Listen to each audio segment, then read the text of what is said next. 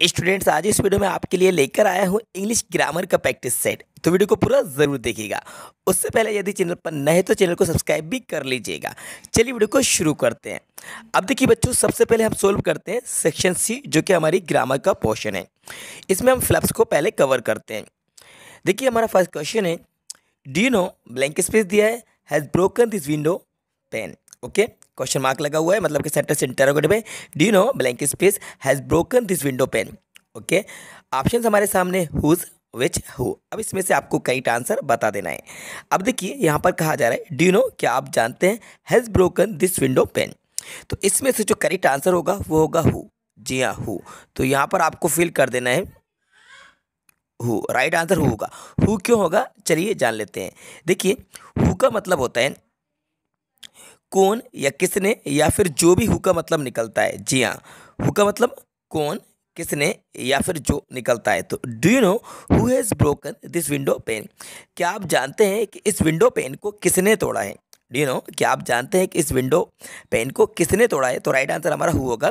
विच का यूज़ नहीं करेंगे, क्योंकि विच का यूज़ किया जाता है नॉन लिविंग थिंग के लिए, और हुज का यूज़ किया जाता है रिलेशन बताने के लिए, संबंध बताने के लिए, मतलब कि पोजीशन बताने के लिए, है ना। हुज का यूज़ करते हैं पोजीशन बताने के लिए। तो यहाँ पर जो राइट आंसर है वो हु है, जो कि बिल्कुल सुटेबल है। ठीक है, चलिए मूव करते हैं क्वेश्चन सेकंड की तरफ। Your book is the table eight above on. तो बच्चों इसका राइट आंसर होगा ऑन। जी हाँ, your book is on the table. जब कोई चीज़ किसी सरफेस पर होती है तो वहाँ पर हम ऑन का यूज़ करते हैं। जैसे कि मान लेते हैं कि ये एक टेबल है और इस टेबल पर आपकी एक ये बुक रखी हुई है, मतलब कि मिलकर ये जो बुक है इस टेबल से रखी हुई है, मतलब कि इस टेबल पर बुक रखी है जो कि टेबल से टच हो रही है। क्या हो रही है, टेबल से ये बुक जो है वो टच हो रही है। तो हम यहाँ पर ऑन का यूज़ करेंगे, मतलब कि किसी सरफेस के ऊपर अगर कोई थिंग होती है तो हम ऑन का यूज़ करते हैं। Your book is on the table, right answer है। मूव करते हैं क्वेश्चन नंबर थर्ड की तरफ। She often blank space us on Sunday. Option हमारे सामने विजिटेड, विजिट, विजिटिंग। तो बच्चों इसका जो राइट आंसर होगा वो होगा विजिटेड। जी हाँ, क्योंकि देखिए विजिट तो नहीं होगा। अगर विजिट होता तो इसमें एस लगना चाहिए था, बिकॉज सब्जेक्ट यहाँ पर सिंगुलर है। एस नहीं लगा है तो विजिट तो नहीं आएगा, कंटिन्यूस का नहीं है तो विजिटिंग भी नहीं आएगा, अब विजिटेड आ जाएगा। ठीक है, she often visited us on Sunday, मतलब कि वे अक्सर संडे को विजिट करती थी, आती थी, मतलब अक्सर संडे को हमारे पास आती थी। ठीक है, राइट आंसर हमारा विजिटेड है। मूव करते हैं क्वेश्चन फोर की तरफ। Mister Sharma diet blank space cancer from, for, of. तो बच्चों इसका राइट आंसर होगा ऑफ। जी हाँ, ऑफ किस लिए होगा, क्योंकि यहाँ पर जो वर्ड आ रहा है डाइट, और डाइट के साथ ऑफ का यूज़ किया जाता है, DIED, डाइट। ठीक है, ठीक है, तो डाइट के साथ ऑफ का यूज़ करेंगे, और सफ़र के साथ फ्रॉम का यूज़ होता है ना, तो सफरिंग, सफ़र के साथ फ्रॉम का यूज़ करते हैं। तो यहाँ पर राइट आंसर ऑफ है। मूव करते हैं क्वेश्चन नंबर फाइव की तरफ। The kid has drunk milk left in the jug. Jug, a little, the little, और लिटिल। इसका जो राइट आंसर है द लिटिल। जी हाँ, तो the Kate has drunk the little milk left in the jug. तो केट ने उतना मिल्क पूरा पी लिया जो जग में था। कम था, ज़्यादा नहीं था, लेकिन अवेलेबल था, जितना था उसको पी लिया। तो हम यहाँ पे द लिटिल का यूज़ करेंगे, क्योंकि यहाँ पे देखिए milk left in the jug. तो यहाँ पर इस चीज़ को क्लियर किया जा रहा है कि वो मिल्क जो थोड़ा बहुत भी बचा हुआ था जग में, वो सारा मिल्क केट ने पी लिया। The Kate has drunk the milk left in the jug. ठीक है, राइट आंसर द लिटिल है। ये थे हमारे फिलप्स। अब बात करते हैं हम डू एज डायरेक्टेड के बारे में। देखिए हमारा डू एज डायरेक्टेड का फर्स्ट क्वेश्चन है, the teacher teaches students. Teacher स्टूडेंट्स को पढ़ाता है, करना क्या है, पैसिव वॉइस। तो बच्चों देखिए, पैसिव वॉइस को चेंज करने के लिए, मतलब पैसिव वॉइस बनाने के लिए आपको पहले चाहिए ऑब्जेक्ट, जो कि हमारा स्टूडेंट्स। तो हम यहाँ पर यूज़ करेंगे स्टूडेंट्स। स्टूडेंट्स प्रेजेंट इंडेफिनेट की बात है, और स्टूडेंट्स जो है एक प्लूरल वर्ड है, तो इसके साथ हम जो हेल्पिंग वर्ड यूज़ करेंगे जो वो हमारी आर यूज़ होगी, स्टूडेंट्स आर। और टीच की थर्ड फॉर्म होती है टॉट, तो TAUGHT।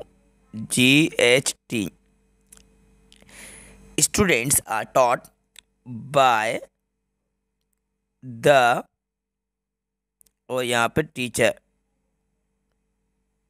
Bye the teacher. ये इसका राइट आंसर होगा, students are taught by the teacher. स्टूडेंट्स को टीचर के द्वारा पढ़ाया जाता है, ये हमारा पैसिव वॉइस बन गया है।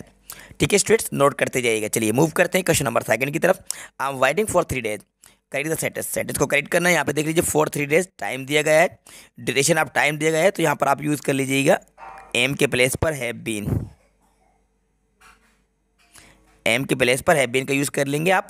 तो राइट आंसर क्या बनेगा, I have been waiting for 3 days, मतलब कि मैं 3 दिनों से इंतज़ार कर रहा हूँ। बिकॉज सेंटेंस हमारा प्रेजेंट परफेक्ट कंटिन्यूस में बनेगा।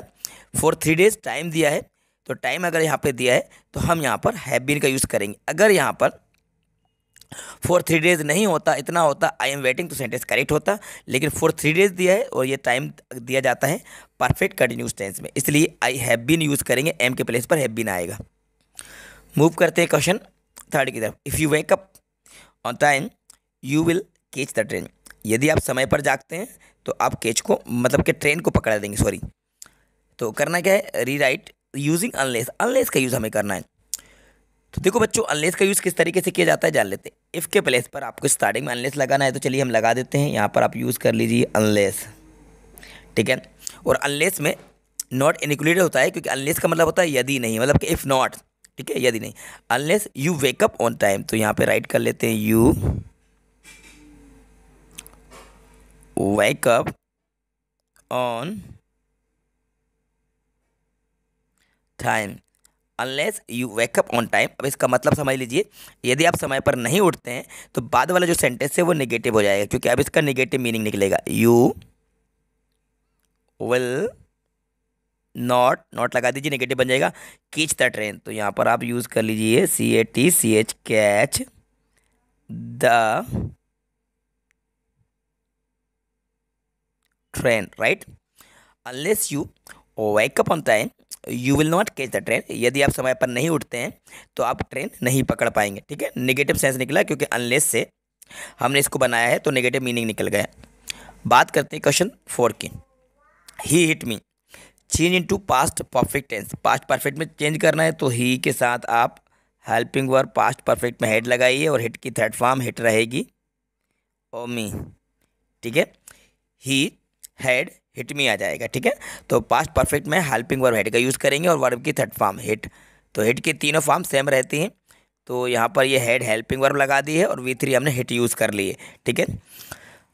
अब देखते हैं क्वेश्चन 5th नंबर का, ठीक है।